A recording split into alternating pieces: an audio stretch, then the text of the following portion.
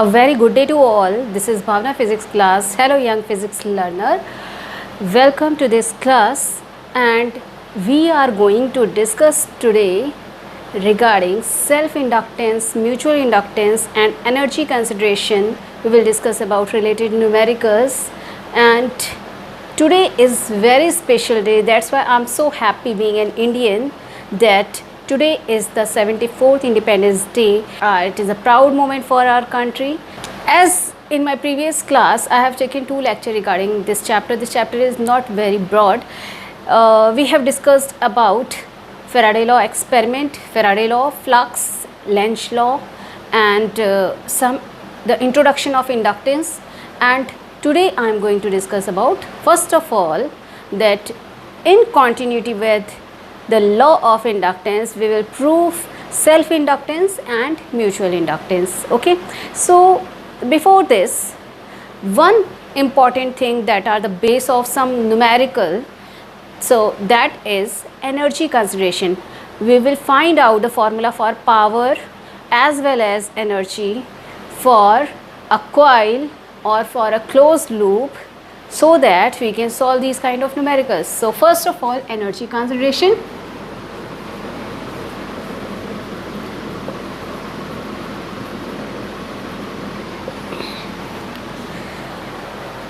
Listen, energy कहाँ से आई? When we are going to discuss about the coil, मैंने अभी आपको मोशनल ईएमएफ के बारे में बताया था. तो मोशनल ईएमएफ में जब रॉड मूव कर रही होती है आइदर टुवर्ड्स द फ्रेम और अवे फ्रॉम द फ्रेम, तो जब वो मूव कर रही होती है एरिया में चेंज होता है, फ्लक्स जनरेट होता है, फ्लक्स में चेंज होता है, फ्लक्स में चेंज होने से इंड्यूस्ड ईएमएफ प्रोड्यूस होता है, इंड्यूस्ड ईएमएफ से करंट जनरेट होती है. अब जहाँ जिस भी कॉइल में करंट जनरेट हो रही है वहाँ पर इलेक्ट्रिकल एनर्जी होगी. So we will discuss about this energy, electrical energy. ये एनर्जी कहाँ से आ रही है? Because of the motion of the rod. तो जैसे आपने करंट इलेक्ट्रिसिटी में पढ़ा था कि जब भी सर्किट में करंट जनरेट होगी तो इलेक्ट्रिकल एनर्जी होगी. वो इलेक्ट्रिकल एनर्जी क्या होती है? दो फॉर्म में हो सकती हैं. एक तो इलेक्ट्रिकल फॉर्म में हो सकती है या दूसरी फॉर्म होती है हीट फॉर्म. जो हीट फॉर्म का कॉन्सेप्ट है वो एडी करेंट्स में यूज़ होता है. AD current is very important topic. It is theoretical. I will discuss it at the last in this chapter. Clear? So here we are going to discuss about that energy which is in the electrical form and which is produced due to induced current. Clear? So first of all, what is the formula for flux? I am taking all the formula here because in this topic you will confirm all the formula that are related with the Faraday law. So flux is equal to B dot A, which is equal to BA cos theta, because we will draw one graph regarding the flux. ठीक है, देखो phi is equal to B dot A is equal to BA cos theta. Then induced EMF का formula आपका क्या आया था? BVL. ये induced EMF का फॉर्मूला है. क्लियर? अब अगर हम यहाँ पर ओम्स लॉ का फॉर्मूला लगा दें, so according to Ohm's law current I, जो इंड्यूस करंट जनरेट हुई, उसका फॉर्मूला क्या आना चाहिए? Current I is equal to E divided by R. Motional EMF का केस आपको याद है, रोटेशनल ईएमएफ भी मैंने आपको बताया था और मोशनल ईएमएफ भी. So this one is a rod. ठीक है, और ये रॉड मूव कर रही है either left to right to left और left to right. So we will discuss this case here. V velocity से मूव कर रही है, तो करंट जो जनरेट होगी इसमें इंड्यूस्ड करंट, वो इंड्यूस्ड करंट का फॉर्मूला हो जाएगा I is equal to E by R. यहाँ पे कोई कन्फ्यूजन नहीं है. I should be equal to E divided by R. R क्या है? That is the resistance of this metallic block. Metallic जो बॉडी यहाँ पर बन रही होगी किस तरीके की, जहाँ पे करंट फ्लो कर रही है, कहाँ से कहाँ तक, इस डायरेक्शन में अगर फ्लो कर रही है तो ये पूरी मेटेलिक बॉडी का रेजिस्टेंस जितना भी है वो यहाँ इंक्लूड होगा, क्योंकि करंट जिस पाथ से पास आउट होती है वो पाथ जितना भी ऑब्स्ट्रक्शन क्रिएट करता है that is corresponding to resistance. So here we will take the resistance here as R. I should be equal to E divided by R. Ohm's law यही कहता है. ठीक है, now I should be equal to E की value आपकी कितनी है? BVL divided by R. So that is the formula for current. ना आपने एक फॉर्मूला पढ़ा था कंडक्टर में फोर्स का, ठीक है। So magnetic force on a conductor body of length L कितना था? L लेंथ अगर हम ले रहे हैं तो दैट मीन्स इस रॉड की बात कर रहे हैं। इस रॉड में फोर्स का फॉर्मूला था IBL। So you will put the value of I from this way, you will get the formula for force I, in place of I you will write it BVL divided by R, और BL एक और है। सो आपका यहाँ पर क्या आ जाएगा, B square L square V divided by R। तो आपके लिए फोर्स का फॉर्मूला यहाँ पर आ गया B square L square V divided by R। ये फॉर्मूला अभी ग्राफ में यूज़ होना है। क्लियर है? ये फोर्स का फॉर्मूला आ गया, ये करंट का फॉर्मूला आ गया, ये आपका फ्लक्स का फॉर्मूला होता है, ठीक है। इंड्यूस्ड ईएमएफ का फॉर्मूला, ठीक है। इतने फॉर्मूले निकल चुके हैं। नाउ अब फोर्स के बेसिस पर हम पावर निकाल सकते हैं, और पावर इसलिए रिक्वायर्ड है क्योंकि यहाँ पर जितना भी हम वर्क कर रहे हैं वो इस सिस्टम की पावर और उसकी कोरस्पॉन्डिंग एनर्जी में कन्वर्ट हो जा रहा है। So we will find out the formula for power. So here we will take power P is equal to F into we होता है, पता है ना ये बेसिक फार्मूला +1 से। आप ये देखो क्या होता है, power is equal to work done over time, work is equal to force into displacement divided by time, displacement divided by time is velocity. So power is equal to force into velocity. Remember this, it is a scalar quantity, force is a vector quantity, induced EMF is a vector quantity, flux is a scalar quantity. So power is equal to F into V। So if you will put the formula for F, then you will get the formula for power as, देखो B square L square V है और एक V वहाँ पर है तो V square हो जाएगा divided by R। So you will get the formula B square V square L square divided by R। So that is the formula for power, and now you can calculate the formula for energy, ठीक है। Energy के लिए formula क्या है, तो यहाँ पर अगर आपको एनर्जी निकालनी है तो पावर इंटू टाइम रख दोगे और आपके पास फॉर्मूला आ जाएगा एनर्जी का। So this one is equal to B square V square L square over R into T, यानी टाइम डिपेंडेंट है। एनर्जी किस बेसिस पर डिपेंड कर रही है, टाइम पर। अगर आप डायरेक्टली एक और फॉर्मूला यहाँ पे पुट कर सकते थे, energy is equal to electrical energy is equal to I square R into T होता है। वो फॉर्मूला अगर आप रखोगे तब भी आपका सेम फॉर्मूला आएगा। I का फॉर्मूला आ चुका था, this one. So you will take the square of this value R square in, एक पावर कैंसिल हो जाएंगे and you will get the formula B square V square L square over R into T. So you are getting the same formula. जब आप direct relation रख रहे हो electrical energy का तो उस केस में जो रिलेशन आता है उससे भी आपका पावर का फॉर्मूला सेम आ रहा है, और यहाँ इस मेथड से जब आपने फोर्स का फॉर्मूला रखा है उससे भी इलेक्ट्रिकल एनर्जी का फॉर्मूला सेम आ रहा है। तो दैट मीन्स ये जो फेराडे लॉ के जितने भी रिजल्ट्स निकल कर के आ रहे थे, all results are applicable on the basis of mechanics too. तो मैकेनिक्स के बेसिस पर भी ये सारे रिजल्ट्स करेक्ट प्रूफ हो रहे हैं। आपने करना सिर्फ इतना है कि इन फॉर्मूले को एक आपने बॉक्स में करके एक अलग से नोट कॉपी जो मैंने आपको बताई थी which is only for the formula for physics, you will write down this formula in a block regarding with the condition based on these formula. You will note down the condition and you will write down the formula and you will keep it as a storage, memory storage. Clear? तो यहाँ पर ये formula आप रख लो and we will solve some numerical based on these formula. So अब जो ये condition आई है, इस condition के basis पर हम निकालने जा रहे हैं कि किस केस में कौन कौन से टर्म पॉजिटिव या नेगेटिव हो सकते हैं। ग्राफ भी हम उसके रिगार्डिंग में बनाएंगे। So here the first case, पहला हो गया फ्लक्स, दूसरा हम निकालेंगे ईएमएफ, तीसरा force and fourth one is power. Power के बेसिस पर ही एनर्जी वेरी करेगी, केवल टाइम का मल्टीप्लिकेशन होगा। So flux is a scalar quantity, remember this. EMF, induced EMF is a vector quantity, force is a vector quantity and power is a scalar quantity. Formula क्या आया था, flux के लिए आया था BA cos थीटा, इसके लिए induced EMF के लिए BVL, फोर्स के लिए फॉर्मूला आया B square L square V divided by R, और पावर के लिए फॉर्मूला आ जाएगा B square L square V square divided by R। ये फार्मूला आपके डिफरेंट 4 टर्म्स के हैं। तो ये डेटा आपको मिल चुके हैं। अब देखो इन डेटास के बेसिस पर अगर हमें सॉल्व करना है कि इनका ग्राफ कैसे आएगा, इसका ग्राफिकल रिप्रेजेंटेशन कैसे होगा, तो first of all phi scalar है, स्केलर में बी ए कॉस थीटा आ रहा है, यानी हमें कॉस वेव बनानी है, यानी फाई किस पर डिपेंड कर रहा है, थीटा फैक्टर पे। इसी को हम ऐसे भी लिख सकते थे, B A cos omega T, यानी टाइम वेरिंग टर्म है, ठीक है। तो अब अगर हम यहाँ पे ग्राफ ड्रॉ करें जहाँ पर फ्लक्स टर्म आएगा phi and this one is T, तो ये कॉस वेव कैसी होती है, cos 0 is 1 and cos 90 is that is 0। तो इस तरीके की वेव फॉर्म होगी, इसको हम कॉस वेव कहते हैं। आप यहाँ पे देखो, यहाँ पर अगर ओमेगा टी 0 होगा तो ये 0 एंगल है, 0 एंगल पे कॉस की वैल्यू 1 है। यहाँ पर आपका π/2 एंगल आ रहा है, यानी टाइम की वैल्यू उसके अकॉर्डिंग्स में निकलेगी तो वो आ जाएगी t/4।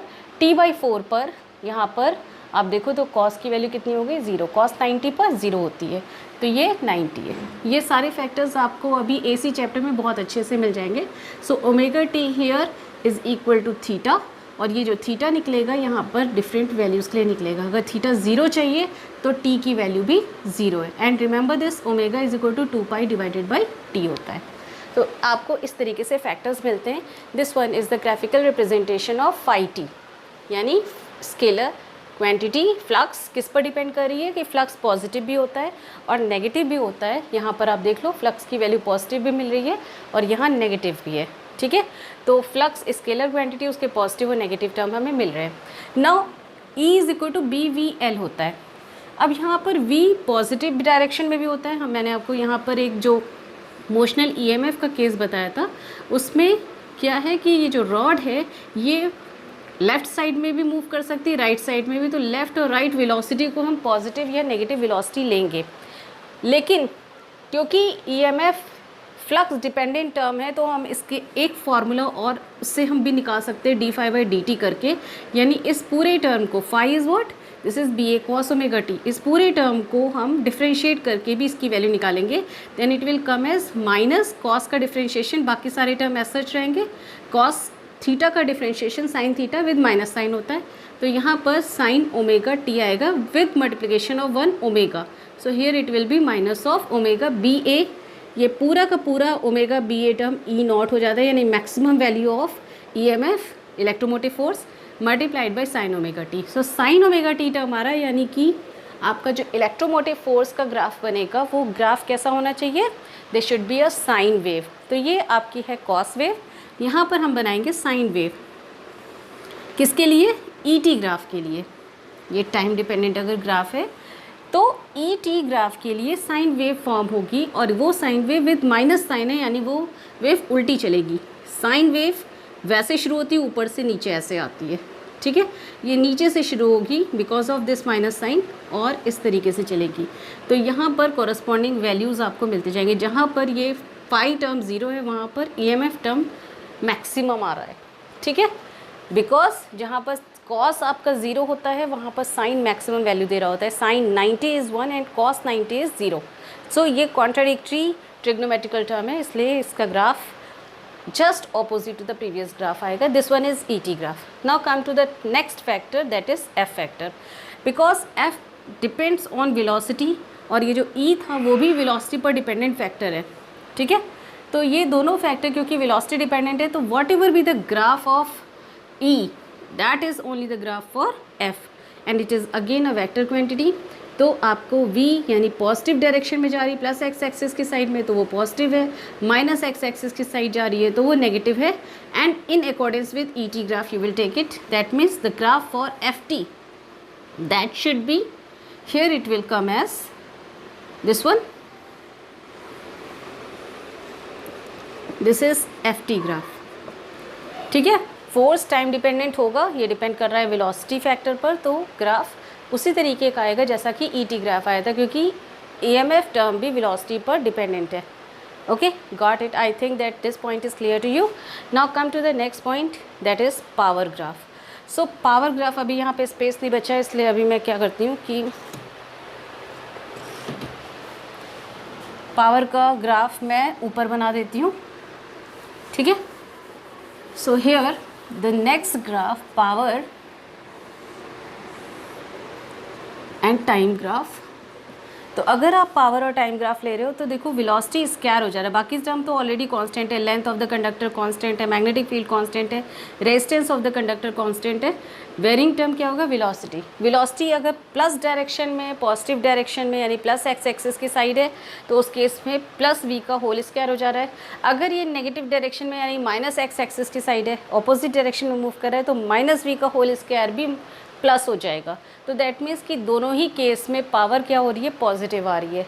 तो दैट मीन्स कि अगर आप इन ग्राफ से रिलेट करते हो तो power should be the positive term first of all, and this graph will come as a linear line. This one you can get this graph here in this manner. Average power यहाँ पर अगर हम एक पूरे time के लिए निकालते हैं तो 0 आएगी, क्योंकि यहाँ पे ना तो साइन वेव फॉर्म हो रही होगी ना ही कॉस वेव फॉर्म हो रही है। सो that is Y power graph is not a wave graph here because of the scalar term. V velocity का term कैसा है, scalar term. So this one is the power graph. So power time graph. So I hope these 4 kind of graphs are clear to you, and you will get the concept of these graphs more clearly in AC chapter. So we will take that curve, we will take that graph in AC2. Okay तो यहाँ पे electromagnetic chapter आपका एक तरीके से initial base है, किसके लिए, एसी चैप्टर के लिए। और जैसा मैंने आपको ये पहले बताया था कि ये बेस है, इसलिए पहले इसको क्लियर करोगे तभी एसी चैप्टर समझ में आएगा, otherwise you can't understand alternating current. Now it's numerical time and it is better for you to solve NCERT numerical in starting because there is a variety of numericals and you can solve numericals related to each and every topic. So here it is given, I am taking the first numerical based on this topic, a circular coil of radius 8 centimeter. This one is numerical number 1. Radius is 8 centimeter. This is a circular coil, remember this. Better होता है, मैंने आपको numerical की trick बताई थी, सबसे पहले अपने माइंड में फ़िगर ड्रॉ करना, अपने माइंड की फ़िगर को बोर्ड पे या अपने नोट कॉपी में ड्रॉ करना, ठीक है, एंड रिगार्डिंग डेटाज लिखना. So this is the first step, so you can write it. Having number of turns n is 20 here. So n number of turns are given as 20, is rotated about its vertical diameter with an angular speed of 50 radian per second. 50 radian पर second ये speed है इसकी. ये एक आप circular coil ले लो और vertical plane में ये रोटेट करेगी, दैट मीन्स ये इसका रोटेशन एक्सिस है. This one is a circular coil, ठीक है. तो ये आपके केस में दिया हुआ है, in the uniform horizontal magnetic field of 3×10⁻² Tesla. So magnetic field B is 3×10⁻² Tesla. Clear. Obtain the maximum and average induced EMF in the coil. तो maximum induced EMF निकालना है. Induced EMF का formula E is equal to क्या होता है, BVL, यही होता है, ठीक है. अब यहाँ पर आप induced EMF का एक और फॉर्मूला रखते हैं according to Faraday law, d∅/dt. So d/dt और फाई की वैल्यू अगर रखें तो BA cos थीटा होती है, ठीक है. cos थीटा को आप क्या लिख सकते हो, ओमेगा टी. क्यों मैंने ओमेगा टी किया, क्योंकि d/dt आप कर सकते हो यहाँ पर, इसमें यहाँ पर t फैक्टर होगा तो आप इसको डिफ्रेंशिएट कर सकते हो. तो पूछा जा रहा है पहले केस में मैक्सिमम वैल्यू निकालनी है, तो आप सबसे पहले इसको डिफ्रेंशिएट कर दो, फिर मैं यहाँ पे मैक्सिमम वैल्यू बताऊँगी. मैग्नेटिक फील्ड वेरी नहीं कर रही है. जो एरिया है देखो, ये जो कॉइल है, ठीक है, ये सर्कुलर कॉइल जब रोटेट करेगी इस तरीके से, ठीक है, तो देखो आप इसके एरिया में कहीं भी चेंज नहीं होगा. अगर ये वर्टिकल एक्सिस में रोटेट कर रही है और मैग्नेटिक फील्ड लाइंस इस तरीके से पास आउट हो रही हैं, इस तरीके से अगर पास आउट होंगी तो ऑब्वियसली इसके एरिया में कोई चेंज नहीं होगा. So area we can take out of this differentiation value. उसके बाद आता है cos omega T. So differentiation of cos omega t is what, it is sine omega t multiplied by omega, यही होता है. Here you will get it as minus sine because cos के डिफ्रेंशिएशन में यहाँ पर माइनस साइन आता है. So E is equal to -BA omega sine omega t. अब आप यहाँ पर इसकी मैक्सिमम वैल्यू अगर निकालना चाहते हो तो मैक्सिमम का मीनिंग होता है कि ये जो साइन की वैल्यू है ये मैक्सिमम हो जाए. So what is the value, maximum value of sine? That is sine 90 which is equal to 1. So you will get the maximum value as minus b a omega. अब यहाँ पर b की value भी है, a भी आप निकाल सकते हो यहाँ से। 8 10 टू द पावर सबसे पहले -2 मीटर करो तो -3 इंटू 10 टू द पावर -2, उसके बाद आपका पाई आ जाएगा r स्क्वायर, ये एरिया की वैल्यू हो गई। r square means 8864 10 to the power -4 and omega is 50 here. Are you getting this point? अब आप इस वैल्यू को कैलकुलेट करके आपको यहाँ पे रिजल्ट मिलेगा। सो 5 3 15 150 हो गया। तो इसकी वैल्यू को आपको सॉल्व करना। अच्छा देखो, इंड्यूस्ड ईएमएफ में यहाँ पर दिया हुआ है कि यहाँ पे नंबर ऑफ़ टर्न्स भी हैं। तो मैंने आपको बताया था कि n फाई, तो यहाँ पर आप फाई रखते हो सिंपली, ये जो d फाई बाई dt है। अगर यहाँ पर n नंबर ऑफ़ टर्न्स है तो n फाई हो जाता है, जो n बाहर आता है। तो यहाँ हर एक टर्म में एक n बाहर आएगा, दिस वन, और यहाँ n से मल्टीप्लाई होगा, यानी एक फैक्टर कौन सा है, नंबर ऑफ़ टर्न्स का भी है, दैट इज़ 20। तो जब आप इस पूरी वैल्यू को कैलकुलेट करोगे तो आंसर इसका आ रहा है 0.603 वोल्ट। चेक कर लेना विद माइनस साइन। तो ये आपका रिज़ल्ट हो गया मैक्सिमम ईएमएफ का। अब हमें निकालना क्या है, average EMF. What is the value of average EMF here? ये क्या था, मैक्सिमम ईएमएफ। एवरेज निकालने के लिए आप क्या करते हो, तो ई एवरेज अगर निकालना है तो that means E1 plus E2 up to En divided by n, number of values से डिवाइड कर दिया जाए तो एवरेज निकलता है। अगर आपको ये एवरेज निकालना है इंटीग्रेशन फॉर्म में, तो इंटीग्रेशन फॉर्म में एवरेज निकलेगा, this is d phi by D t 1/t into d t, ये एवरेज होता है। इसको हम कहते क्या है, ये फूरियर एनालिसिस है, दिस इज़ कॉल्ड। ये आपका फूरियर एनालिसिस एसी चैप्टर में बहुत आने वाला है, ठीक है। तो अगर आप यहाँ पर एवरेज निकालना चाहते हो तो एवरेज निकालने के लिए फॉर द फुल साइकिल आपको ये फार्मूला यूज़ करना होगा। Keep this formula in your note copy, formula note copy. ये आपका एसी चैप्टर में यूज़ होना है, जैसे मैंने बताया, इसलिए इस फार्मूले की इम्पोर्टेंस है। आप 1/t करते हो और यहाँ पे dt कर रहे हो, तो ये पूरा का पूरा जो टर्म है वो d फाई बाई dt के फॉर्म में ही रहेगा और आपका एवरेज भी निकलेगा। So this is the Fourier analysis formula. इस फार्मूले के बेसिस पर अगर आप फुल साइकिल के लिए निकाल रहे हो, so that is 0 to 2π। Full cycle का मतलब क्या है कि आपने 0 से स्टार्ट किया और आप कहाँ तक आ रहे हो, 2π तक। Got it? तो इसको निकालने के लिए अगर आप वैल्यू पुट करोगे तो d phi by D t, this one term, integration n into d by D t of B A cos omega t, this one, into d t, ये करोगे। अब आप देखो तो 0 to 2π ये फुल साइकिल के लिए। So 1/t into N B A, this much term ये बाहर आ जाएगा, 0 to 2π cos omega T D T. अब आप N B A divided by T करोगे, कॉस ओमेगा टी का इंटीग्रेशन, यहाँ पे देखो डिफ्रेंशिएशन में माइनस साइन आता है, इंटीग्रेशन में प्लस रहता है। So it will come as sine omega t divided by omega. Differentiation में देखो ओमेगा टर्म मल्टीप्लिकेशन में आ गया था, यहाँ पर डिवीज़न में आ जाता है। ये सारे के सारे नॉन मेडिकल वाले बच्चों को पता होगा, बट मेडिकल वाले बच्चों के लिए बता रही हूँ। जब आप डिफ्रेंशिएट करते हो तो जो प्रोडक्ट वैल्यू होती है वो मल्टीप्लिकेशन में बाहर आती है, जबकि इंटीग्रेशन में प्रोडक्ट वैल्यू डिफ्रेंशिएशन डिवीज़न में बाहर आती है। And you will integrate it from the limit 0 to 2π। If you will calculate this value, omega बाहर आ जाएगा, ओमेगा की वैल्यू दी भी हुई है। अगर आप साइन ओमेगा टी को 0 से 2π की लिमिट में रखो तो आप देखो आंसर क्या आता है। इसको रब कर दूं, देखो आपका ये आ जाएगा N B A divided by T. T की वैल्यू आपने फुल साइकिल यानी 2π के लिए रखी, तो ये हो जाएगी कैपिटल टी। तो साइन ओमेगा का मतलब हो गया 2π बाई capital T into T. T and T cancel, दूसरे टर्म में आएगा साइन 2π बाई टी इंटू आपका जो टाइम है वो 0 हो जाएगा 0 के लिए। सो यहाँ पर हो गए एक बार 2π वैल्यू, एक बार 0। Sine 0 is 0 and sine 2π is again 0। Sine 360 की वैल्यू कितनी होती है, 0। तो दोनों ही केस में साइन 0 की वैल्यू 0 हो रही है, यानी कि ये टोटल जो एवरेज ईएमएफ आ रहा है वो कितना आ जा रहा है, 0। ये दोनों इंटरनल टर्म्स 0 हो जा रहे हैं, 0 - 0 इज़ 0 ईयर। अब आप सोचोगे कि ये वैल्यूज़ कहाँ से आई, तो ये चेक कर लो कि जब हम ये 0 से 2 पाई लिमिट में रखते हैं, यहाँ पर भी इंटीग्रेशन की एक प्रॉपर्टी यूज़ होती है, लिमिट रख रहे हैं 0 से 2 पाई, तो ये वैल्यूज़ उन टर्म्स पे अप्लाई होती है जहाँ पर हमारे पास थीटा दिया हो।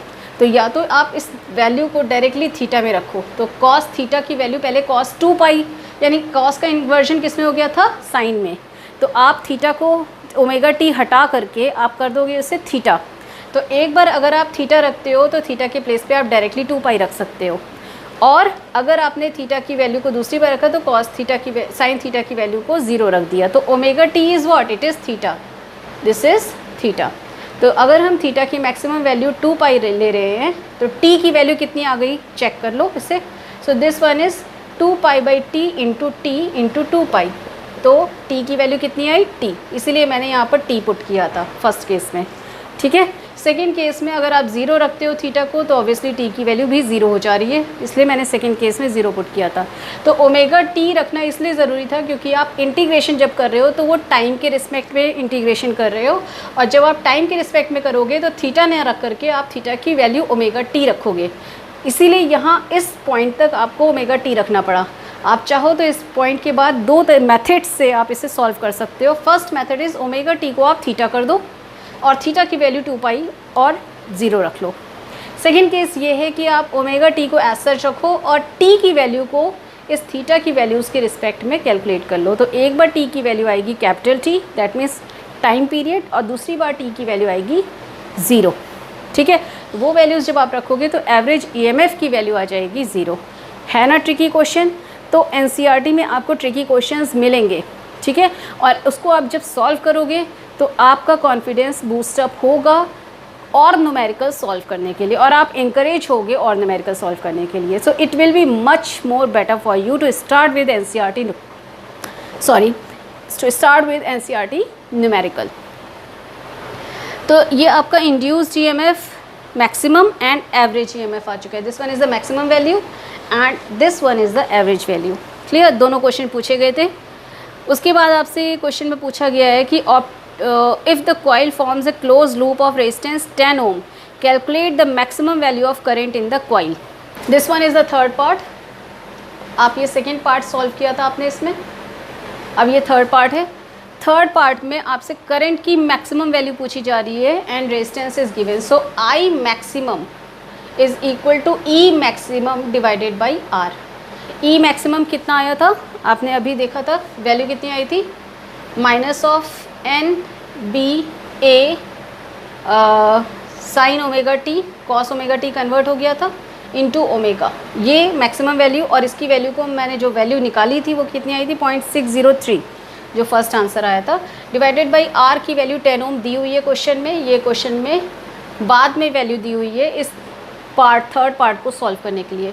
तो आप जो पहले वाली वैल्यू आई है उसको पुट कर दो 0.603 divided by 10, then you will get the value as 0.0603। जो फर्स्ट पार्ट में वैल्यू आई थी इतनी आई थी, and this one will be in ampere. Unit required है, किसी भी वैल्यू के साथ में अगर आप यूनिट नहीं रखते हो तो मार्क्स डिडक्ट होते हैं। अगर मैक्सिमम आपके 5 मार्क्स के क्वेश्चन होते हैं बोर्ड एग्जामिनेशन में, तो 5 मार्क्स का अगर ये फुल न्यूमेरिकल बनता है इसमें, क्योंकि कई सारे पार्ट्स हैं, तो इन 5 मार्क्स में से हर एक पार्ट के लास्ट आंसर की यूनिट के लिए हाफ मार्क्स रखे जाते हैं। तो आप हर बार यूनिट नहीं रखने पर हाफ मार्क्स आपके रिड्यूस होते जा रहे हैं।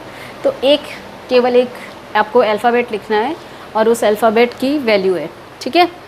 इसी आपने ये सॉल्व कर लिया मैक्सिमम करंट, क्योंकि मैक्सिमम करंट मैक्सिमम ईएमएफ से आएगी, तो वैल्यू इतनी आ गई है 110 से डिवाइड होकर के। Calculate the average power loss due to Joule's heating, where does this power come from. अब आपको निकालना है एवरेज पावर लॉस, तो आपको यहाँ पर निकालनी है एवरेज पावर। एवरेज पावर के लिए फिर से आप उसी तरीके से फॉर्मूला लिखते हो जैसे मैंने आपको फोरियर एनालिसिस के बेसिस बताया था, 1/T और पावर इंटू dt। आप ये कर दोगे आपको एवरेज पावर मिल जाएगी। ठीक, आ जाता है 1/2 ऑफ V0 I0, ठीक है, V और I के फॉर्म में आता है, V0 I0, ठीक है, for the full cycle. So this one is V0 यानी E0 EMF maximum into I0। ये मैक्सिमम EMF है, आप इसको मैक्स भी लिख सकते हो, E max I max। तो ई मैक्स और आई मैक्स की वैल्यू आपने निकाली हुई है। ई मैक्स आपका आया था 0.603 फर्स्ट पार्ट में, और आई मैक्स अभी यहाँ पर आपका यही देखो, ई मैक्स की वैल्यू 0.603 और आई मैक्स 0.0603 है। अब आप इस वैल्यू को जब आप सॉल्व कर लोगे तो आपको आंसर मिल जाएगा। So you can solve it. 3015 into 0.06 average में निकालोगे तो 0.3 इंटू 0.06 आ जाएगा। 18 ये अप्रॉक्सीमेशन में वैल्यू है। 18 that means 1 2 3 1 2 3। So this one is the answer for average power. This much watt. So this is your answer 0.018. ठीक है, तो 0.018 watt is the answer for average power. ये जो टर्म आपको मैंने निकाला है ये मैं आपको AC में बताऊंगी विद जो ट्रिग्नोमेट्रिकल टर्म्स हैं, साइन टर्म, कॉस टर्म, उसके बेसिस पर, क्योंकि यहाँ जो एवरेज पावर का फॉर्मूला है वो साइन और कॉस के बेसिस पर आता है। मैं आपको बताती हूँ कि ये पावर में कॉस थीटा या साइन थीटा टर्म कैसे आता होगा। तो फाई इज इक्वल टू होता है बी ए कॉस थीटा, होता है ना। तो फाई के लिए अगर आप ई रखते हो तो D phi by D T हो जाता है, that means minus of B A sine theta हो जाएगा। यहाँ पे कॉस थीटा साइन थीटा में कन्वर्ट हो गया। आई इज इक्वल टू होता है E by R, so it will be minus of B A theta है। अब आप इसको थीटा भी नहीं रखोगे, इवन इसको ओमेगा टी और यहाँ पर एक ओमेगा आ जाएगा, ठीक है, मल्टीप्लिकेशन में। Okay, so omega sine omega t divided by R, ये आई के फॉर्म में आ गया। फिर एफ इज इक्वल टू क्या होता है आई बी एल।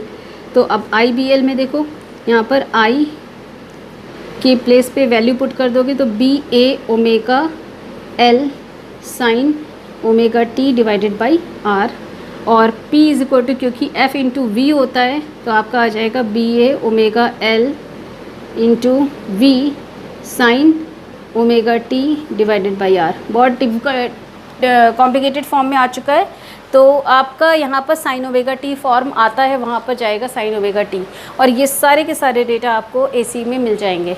तो यहाँ पर जो पावर लॉस हो रहा होता है, पावर लॉस कब हो रहा होगा जब इंड्यूस करंट जनरेट होगी, और इंड्यूस करंट में क्योंकि हीटिंग इफेक्ट के बेसिस पर लॉस होता है तो उस लॉस को हम यहाँ पर पावर लॉस के फॉर्म में लेते हैं।